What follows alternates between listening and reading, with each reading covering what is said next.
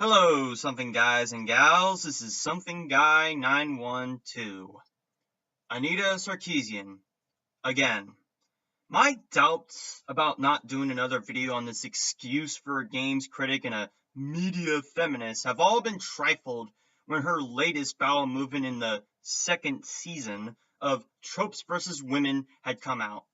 If you weren't already convinced in my so what's of Anita Sarkeesian's talking points, that Anita Sarkeesian is a hypocrite in terms of her critiquing games media and of her being a feminist, then I think this video will no doubt sear into your prefrontal cortex that Anita Sarkeesian is absolutely full of shit.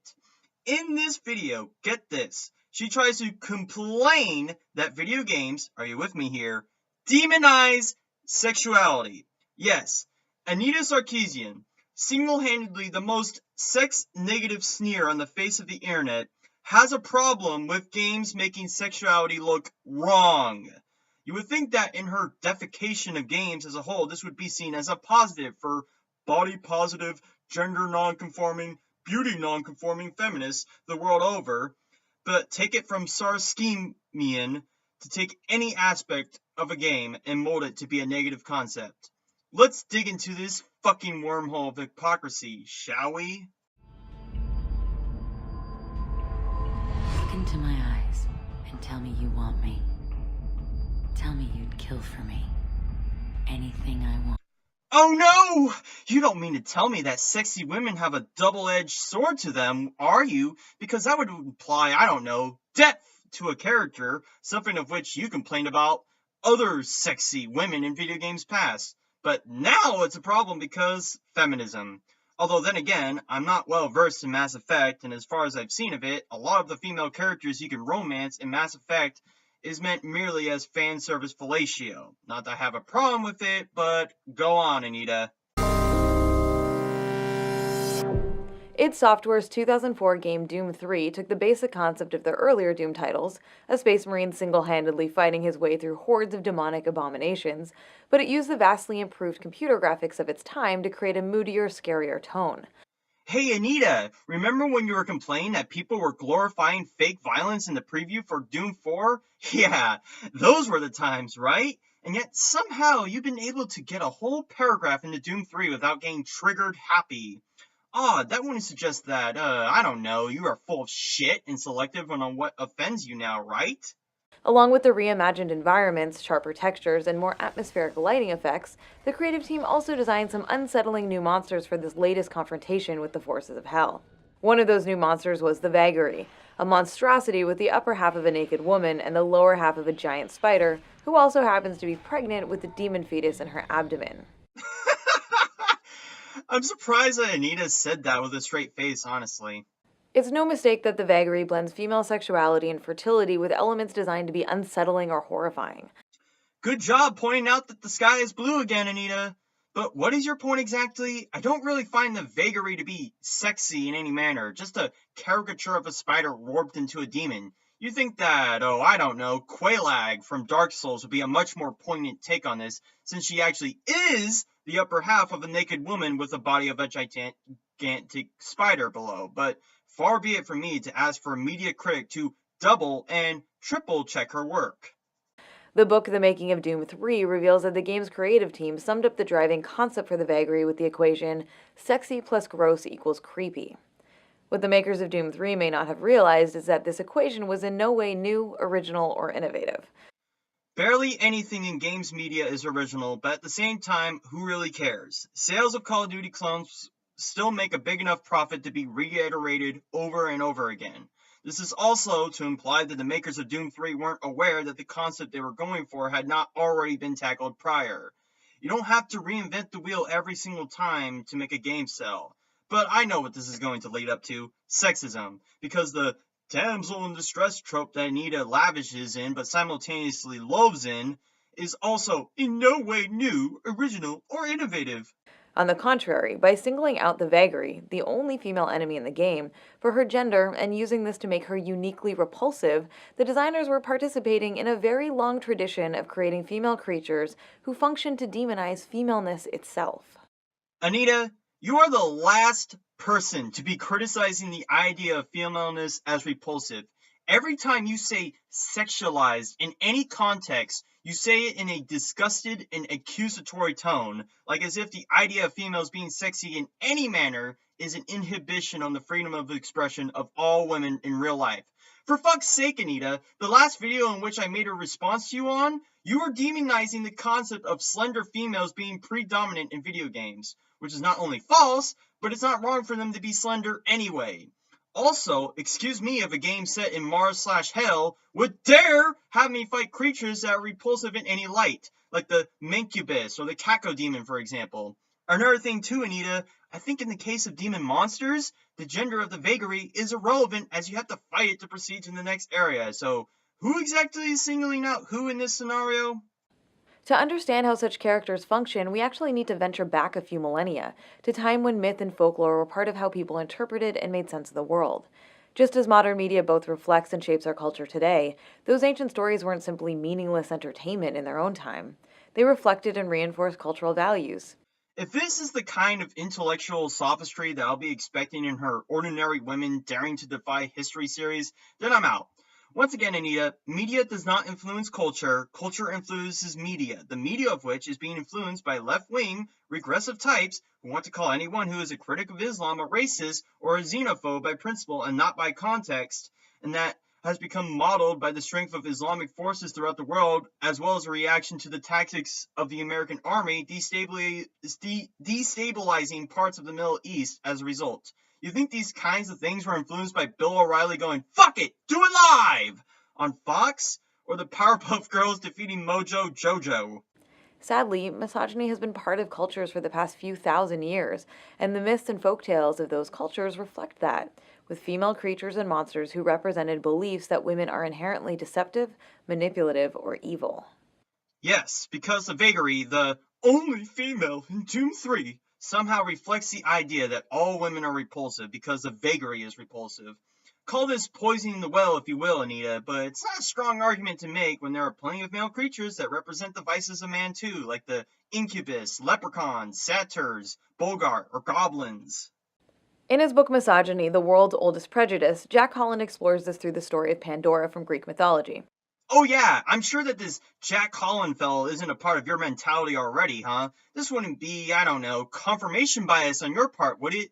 That'd be an awful way to do your research, Anita. The first woman, Pandora, was created by Zeus specifically to punish humanity after Prometheus stole fire from the gods. She's given a sealed jar and told to never open it, but because Zeus designed her to be evil and lacking in morals or manners, of course she does open it. That seems to be more of a flaw on Zeus's part than Pandora's, despite you trying to make it seem like as if Greek mythology is sexist. Also, it's called mythology for a reason, Anita, because it's not real. Also, if Zeus designed Pandora to be evil from the get-go, then clearly being evil is not a gendered issue as you'd like to make it out to be. By doing so, she unleashes evil into the world, dooming humankind to labor, suffering, aging, illness, and death. Where else have I heard a story about the first woman doing something she's not supposed to do and being responsible for all the bad things in the world? Anita, I do not and will not have the capacity to understand by what metric you are basing the actions of Pandora with similar decisions by women, because you have yet to demonstrate it as a common pattern, so I can only infer Pandora as the sole example of such a thing. Commenting on what the tale of Pandora and others like it actually tell us about ancient Greece, Holland writes, as well as burdening Pandora with responsibility for the moral lot of man, the Greeks created a vision of woman as the other, the antithesis to the male thesis, who needed boundaries to contain her. Any history of the attempt to dehumanize half of the human race is confronted by this paradox, that some of the values we cherish most were forged in a society that devalued, denigrated, and despised women.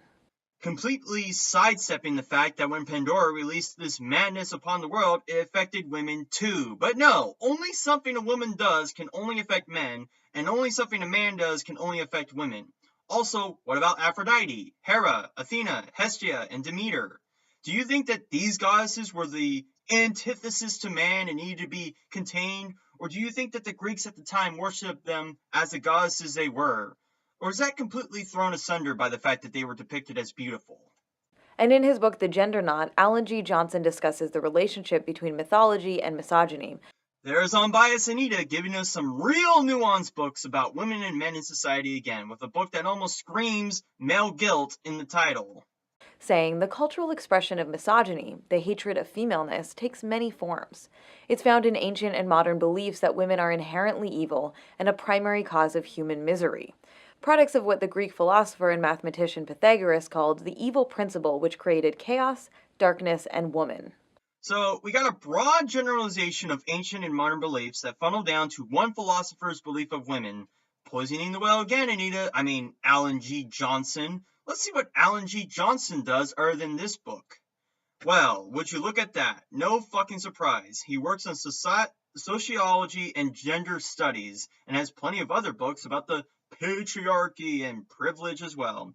Anita, you are so content of giving the full story when it comes to anything, including history. How in all fucks are we supposed to take you seriously as a critic of anything if you can't look on both sides of the coin and instead favor books that support your preconceptions? So there's a little mathematical fun fact for you. The guy who came up with the theorem you learned in geometry class wasn't just a brilliant mathematician, he was also a total misogynist.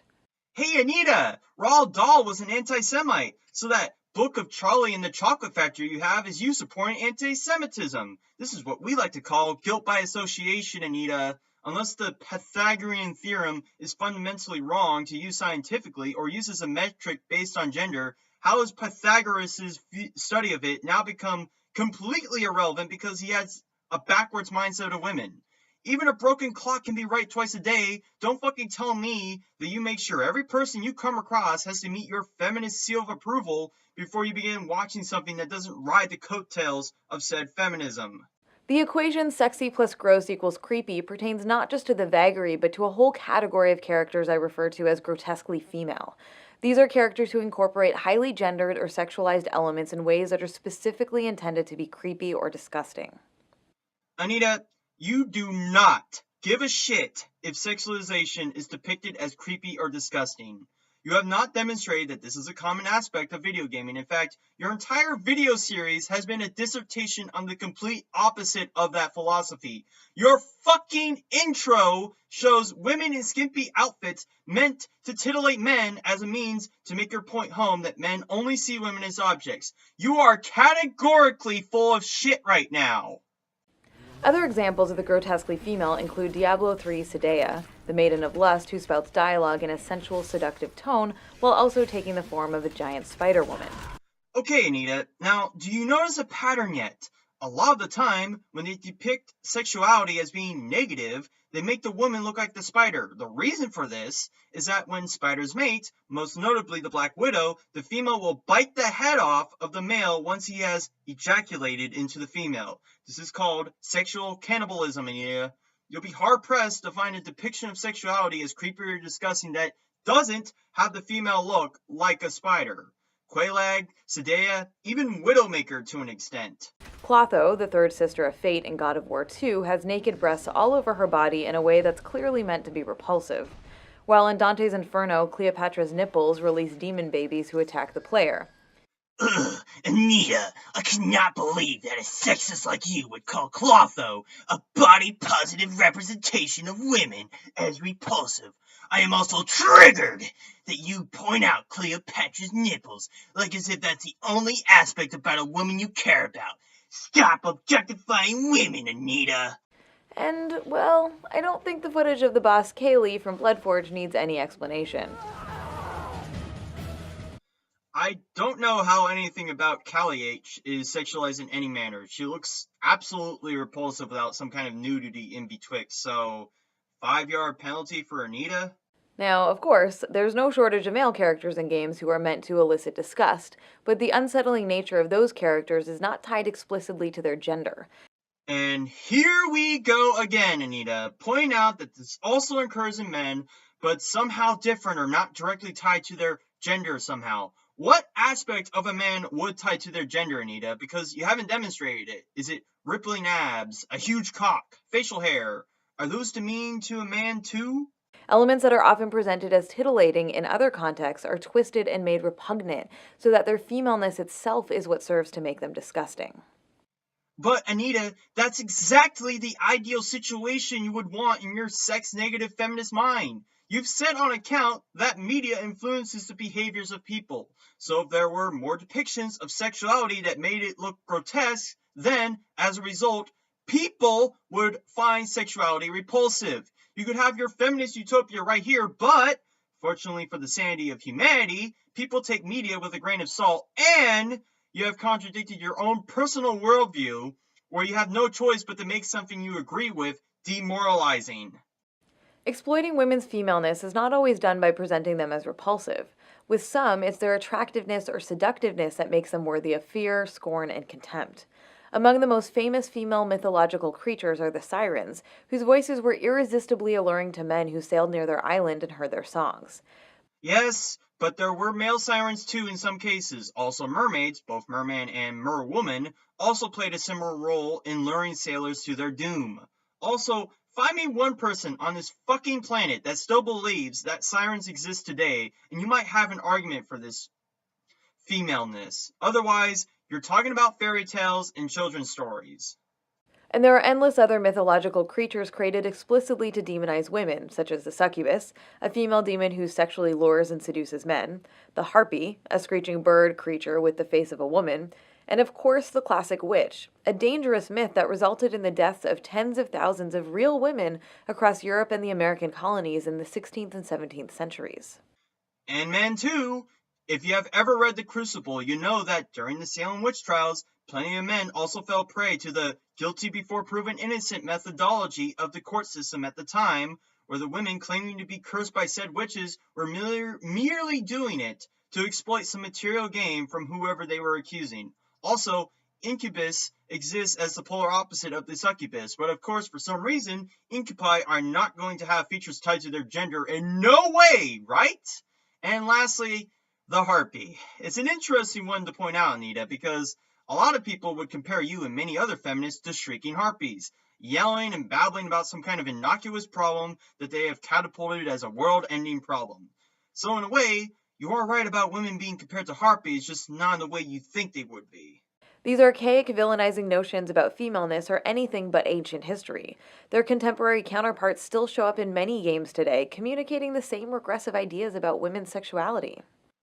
Problem is, Anita, it's still fiction. The depiction of said harpy and siren is only meant to serve as world building for whatever game you are playing. I played Heroes 3 a lot back when I was younger, and that game had not just harpies, but griffins, basilisks, hydra, and genies. All fantasy creatures that came out of the crazy imaginations of the medieval era of yore. When I see harpies or harpy hags in Heroes 3, I don't think any less or more about a woman in society today because A, harpies aren't real, and B, they don't represent all women. You're the only one who has interpreted gaming as a means to communicate representation or beliefs about society. You are the one who needs to stop communicating said regressive idea about women's sexuality. In the 2010 game Mass Effect 2, players can agree to help the Asari Justicar Samara capture her daughter Morinth, a fugitive who suffers from a genetic disorder that makes mating with her deadly. When Samara confronts Morinth, players have two options: to keep their word and help Samara, or to betray and kill Samara and add Morinth to their team in her place. If players side with Morinth, she later tries to seduce Shepard with talk of the incredible ecstasy they might experience with her. You and I can share something so intense, so deep, it will change your life. Yeah, Anita, they can choose to fuck Morinth at the extreme likelihood of death. They are not encouraged, it is not forced on the player. And fucking said fictional Aryan character does not reinforce the idea that all women are sinister seductresses as you'd like to believe so. For all intensive purposes, someone choosing to do this is just a means to fulfill the role-play experience that Mass Effect provides, or to fulfill a fetish of being carnal with a sexually dangerous woman. Also, note the word disorder. Morin's possibly fatal fuckfest does not come from her being a female, it comes from some unknown disorder that I have not enough interest in because A, I never cared about Mass Effect, and B, I vow never to touch another EA published game again after Hot Pursuit. So in your futile attempts to make this about women, once again, you are wrong. Well, grotesquely female characters are designed to make femaleness repugnant by blending sexuality and repulsiveness. Temptresses like Morinth make femaleness threatening because of their sexuality and attractiveness. And yet, for some reason, some players still want to fuck Morinth. Could it be that they don't give a shit if they die from having sex with her, or is it just a simple possibility that it's a fucking game and there's no real life consequence either way? You fucking tell me, Anita. You fucking tell me. This tradition of sexualized evil women in the Temptress mold include characters ranging from the Dark Queen of the Battletoads games to Elizabeth from Ninja Gaiden Sigma 2. In Hitman Absolution, if players track the target Layla to a secret room in the penthouse, she strips for Agent 47 in an attempt to distract him before drawing a gun and trying to kill him. You just have to give Anita some credit for being the worst feminist imaginable. Remove any agency that a woman has in a situation, then claim that the woman is a victim of said fictitious circumstance. No amount of depth, characterization, or personality will instill Anita with the idea that a woman can be sexy or dangerous without it being sexist in nature. The problem with these representations is not that they depict female characters who are sexual. Are you fucking kidding me? Anita, right now, 5 years of bashing female sexuality or sexualization in video games, and you have the gall to tell me that it isn't about depicting sexual female characters. Who are you trying to convince with this nonsense? I don't even think your feminist cronies are on the ball with you right now. It's the way that sexuality is presented, as a threat or a weapon rather than as something to be enjoyed by these women and those they choose to consensually share it with. It's a false notion of female sexuality rooted in ancient misogynistic ideas about women as deceptive and evil. Anita, any time in a video game when a woman does in fact consensually share sex with a man, you remove any agency the woman had and imply she's being forced to fuck this guy. Did you fucking forget your women as reward two-parter? That entire video was you forcefully taking any free choice the woman had and implying that men just expect sex to be given to them when they do something chivalrous for a woman. If any ancient history is trying to make female sexuality deceptive and evil, it's third-wave feminism!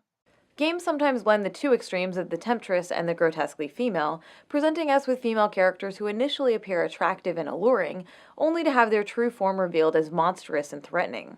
The critically acclaimed 2013 game Brothers, A Tale of Two Sons, tells the story of brothers on a quest to find a cure for their ailing father. At one point on their journey, they rescue a young woman who it appears is about to be sacrificed. Don't forget your preliminary trigger about there being a damsel in distress trope in a game that you highly praise, you fucking hypocrite. The seemingly innocent young woman then travels with the brothers for a while, flirting with the older one and luring the two of them off course and into a shadowy cave. Here, her true nature and intentions are revealed when she transforms into a giant spider and tries to trap the protagonist in her web. Yet another example of the analogy of deceptive women tied with sexual cannibalism in Black Widows. Just keep making my point for me, Anita. DMC features a scene in which Dante confronts Lilith, a character whose sexualization is intended to be unsettling rather than titillating, as if she thinks she's sexually appealing while the player is meant to find her unattractive. Oh, so now the female character intending to be sexual is not, huh? Through your navel-gazing and selective, constantly fluid means of interpretation. Whenever you say the player or anyone in the third person, I just associate it with you because this is your problem, Anita, not ours. In Missplosion Man, the final boss initially appears to be a cartoonishly sexy woman in a wedding dress. However, when she's defeated for the first time, she reveals her true form, a gigantic, grotesque female creature. While this is played for laughs, the core idea that female sexuality is inherently deceptive or threatening remains the same. Even if it's a joke, non-binary pronouns should all take it very, very seriously. With all of these character types, their femaleness or sexuality is an intrinsic part of what is intended to make them dangerous or repulsive. As a result, when male heroes defeat them, their victory is often explicitly gendered, emphasizing that the male protagonist has overcome the female threat and reinserted his dominance and control. How so? No, really. How could you possibly come to this conclusion? Missplosion Man is a woman. You can play as a man or woman in Diablo 3 when you fight Sadea. How about the protagonist has defeated the boss as an emphasis of the victory, huh? Maybe you should use Occam's razor just a bit more often. This can be as simple as the use of gendered slurs, as in Gears of War 3 when Marcus Phoenix stabs and kills the Locust Queen. And everyone else you killed, you bitch.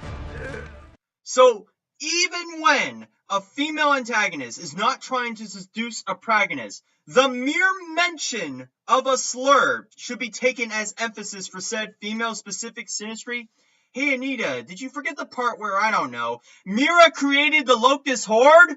Nah, fuck that shit. That's not the reason she's the Locust Queen. It's everything to do with her being somewhat sexually attractive, and that the purpose of Gears of War 3 is to assert dominance over said female, not to end a nigh-apocalyptic war. No, who'd figure that a game called Gears of fucking War would imply that?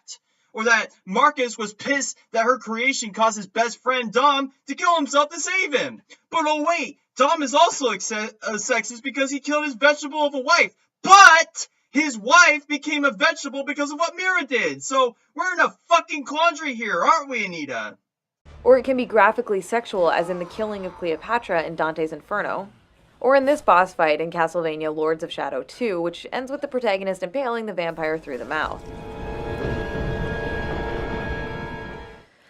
Yeah. Damn, Anita, you got some sexual tension you need to release after seeing that? I'll give you 5 minutes. Of course, it's entirely possible to have female villains who don't reinforce the idea that female sexuality or femaleness itself is threatening or repulsive. In Knights of the Old Republic 2, Kreia is a richly developed and complex villain whose evil is not tied to her gender. So was Mira in the Gears of War franchise, but because Marcus said bitch once to her, that removes any qualifying factor about her, huh? In the Portal games, the malicious AI GLaDOS' obsession with taunting and killing the protagonist is presented in a smart, engaging way that doesn't reinforce misogynistic ideas about women as a whole. GLaDOS is a fucking AI who happens to have a feminine voice. How is GLaDOS in any way remotely female in nature other than that? How could anyone be reinforced ideas about women in fictional media other than you, Anita, huh? Tell me fucking how, without any presupposition about women or men, without a confirmation bias, straight, hard numbers. And I'll promise to end this YouTube channel right now. These representations are often defended because they're rooted in storytelling traditions that date back for thousands of years. And that it's based in fiction, but remember, the more you think it doesn't affect you, the more it does. Straight from the horse's mouth. But for as long as it has existed, misogyny has been reinforced by the stories that cultures have told themselves. Myths, legend, folktales, and religious teachings have been used as tools to contribute to the oppression of women for millennia. Sophistry, broad generalization. We get it, Anita. You actually don't know anything about history. Get on with it. When games today uncritically employ such representations, they aren't tapping into some intrinsic truth of human existence. And you thinking that video games are meant to tap such intrinsic truth says everything about how you view the medium as some kind of reinforcement mechanism rather than just simply a form of entertainment. They're doing what stories involving such characters have always done, perpetuating false notions that women are inherently misleading and manipulative, and that female sexuality is something to be shamed, feared, and controlled. Those ideas were harmful 2,800 years ago, and they're still harmful today. But it's not harmful when I do it because I'm a feminist just trying to have my cake and eat it too. I want to complain about female sexuality for the express purpose to titillate, and when that female sexuality is depicted to not titillate. I'm the very existence of a contrarian, forever existing on this earth to complain about the damsel in distress, but take every fucking opportunity to be a damsel in distress when it suits the narrative of my own internal echo chamber. Oh, woe is me! If only I could actually have a point to argue about, but I'm just so busy being an ideologue that I have to double down and admit faulty on my positions, or just block people who show my faulty, or call them misogynists. That's all, folks. I really think Anita just hit a new low with this one.